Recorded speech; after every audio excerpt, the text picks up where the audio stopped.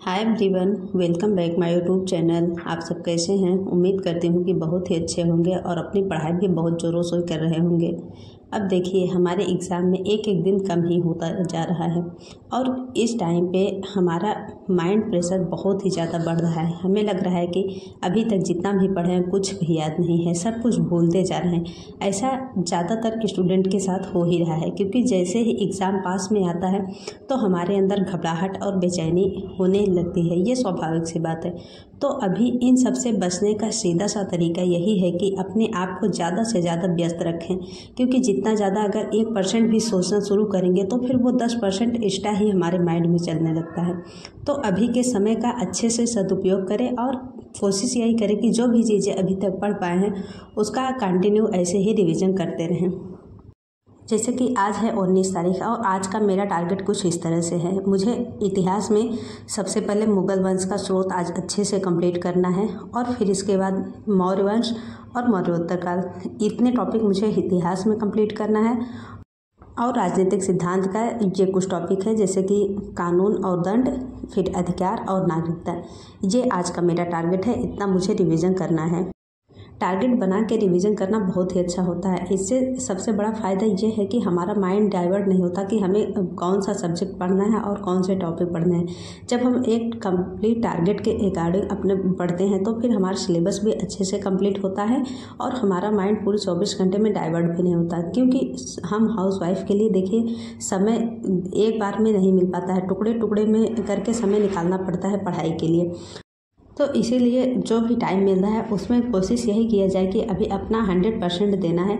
बाकी बहुत सारे लोगों का कमेंट आता है कि कितने घंटे की पढ़ाई करनी चाहिए। देखिए, कम से कम हमारा टारगेट ये होना चाहिए कि हमें 6 घंटे तो देना ही है, लेकिन हम हाउसवाइफ के लिए कोई समय की सीमा नहीं होती है। हमारे पास फिक्स टाइम नहीं होता है। किसी दिन 8 से 10 घंटे का भी समय मिल जाता है तो किसी दिन 2-3 घंटे ही मिल पाता है। तो हमें समय नहीं देखना है, समय ज़्यादातर काउंट नहीं करना है। ये देखना है कि हमारा रिवीजन कितना हो रहा है। हमें टॉपिक वाइज इसी तरह से सेट करना है और उस पर रिवीजन करना है।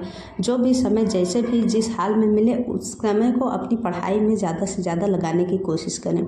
और देखिए, अब देखा जाए तो अभी 54 डेज बचे हैं। हालांकि इससे 1-2 दिन ज़्यादा ही है, लेकिन 1-2 दिन को हम काउंट नहीं कर सकते, क्योंकि इस टाइम पे आप लोग देख ही रहे हैं कि थोड़ा सा मौसम चेंज हो रहा है तो स्वास्थ्य प्रॉब्लम बहुत ही ज़्यादा हो रही है। तो फिर 1-2 दिन तो इधर उधर चला ही जाता है। और लेकिन अगर इस समय का हम सही से यूज़ कर ले तो फिर इतना दिन बहुत ही है, क्योंकि इससे पहले ऐसा नहीं है कि हम सारी चीज़ें नहीं पढ़ रहे हैं। जो चीज़ें हम पढ़े हैं हमें उसी का रिवीजन करना है। तो इतना दिन बहुत काफ़ी है रिवीजन और प्रैक्टिस के लिए। बस ज़रूरी ये है कि हम इस समय का यूज़ किस तरह से कर रहे हैं।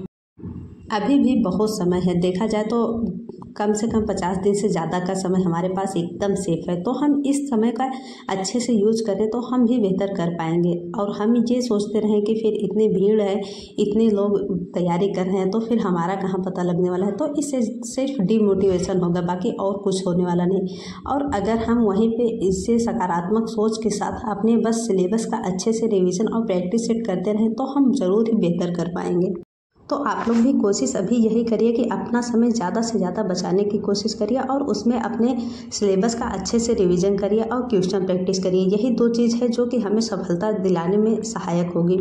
और अब तो आप लोग देख ही रहे हैं कि TRE 4 की भी घोषणा हो चुकी है। मई में TRE 4 आने वाली है।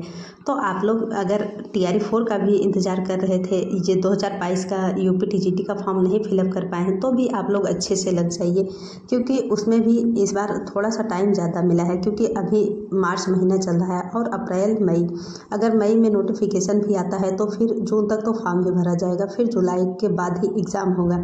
तो मान के चल सकते हैं कि अच्छा खासा समय है। बस समय का सही उपयोग करिए और अपनी पढ़ाई लगातार करिए। जब हम लगातार पढ़ाई करते हैं तो ज़रूर हम कहीं ना कहीं सफल ज़रूर होते हैं, क्योंकि अगर ईमानदारी से पढ़ाई कर रहे हैं तो फिर उसका परिणाम हमें ज़रूर देखने को मिलता है। बस यही है कि जो हम काम कर रहे हैं उसके प्रति हमें 100% ईमानदार रहना बहुत ज़रूरी है।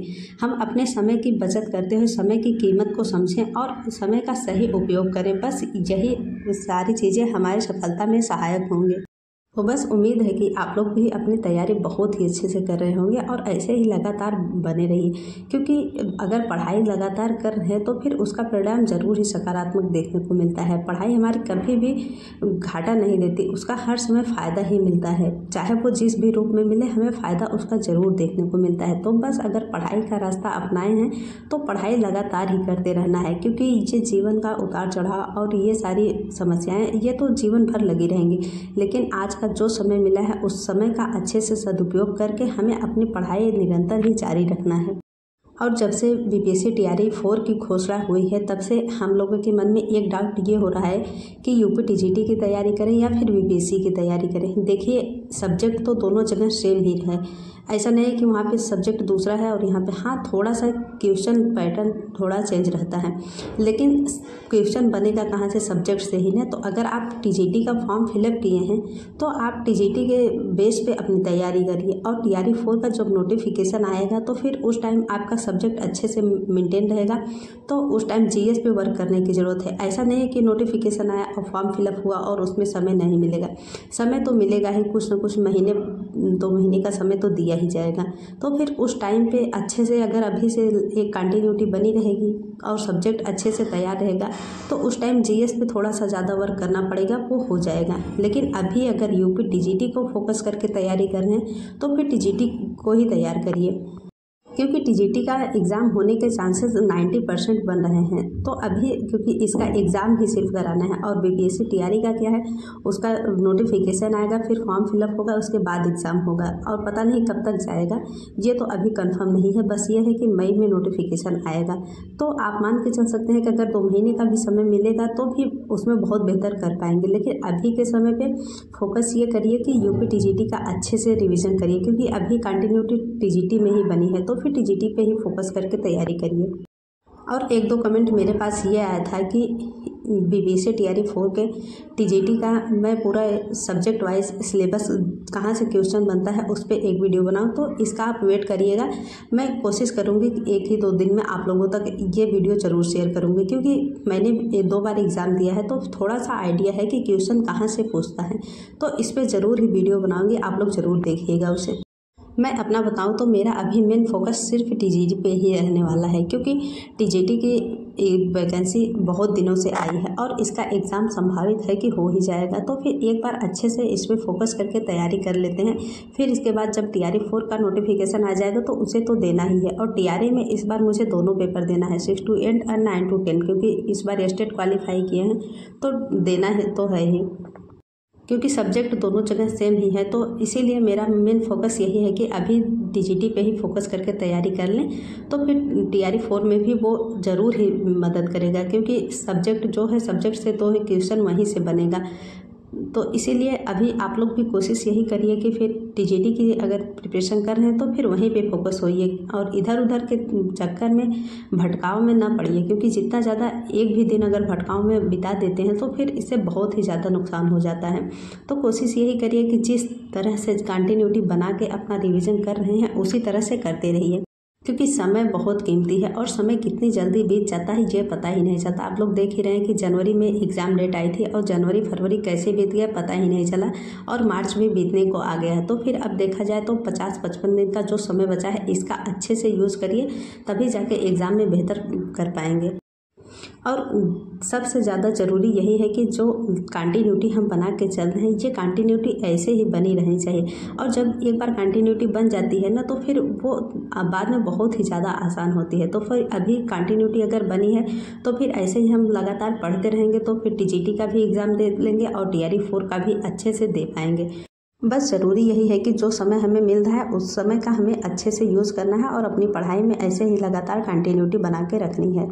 तो बस ये जो समय है ये समय कम नहीं है, बहुत समय है हमारे पास। बस समय का अगर हम सही यूज़ करते हैं तो हम ज़रूर ही बेहतर कर पाएंगे। बस इसी उम्मीद के साथ हमें लगातार अपनी पढ़ाई जारी रखना है। तो बाकी आज का यही रहा, फिर मिलते हैं नेक्स्ट वीडियो में, और कोई भी बात हो तो कमेंट के माध्यम से ज़रूर बताइएगा।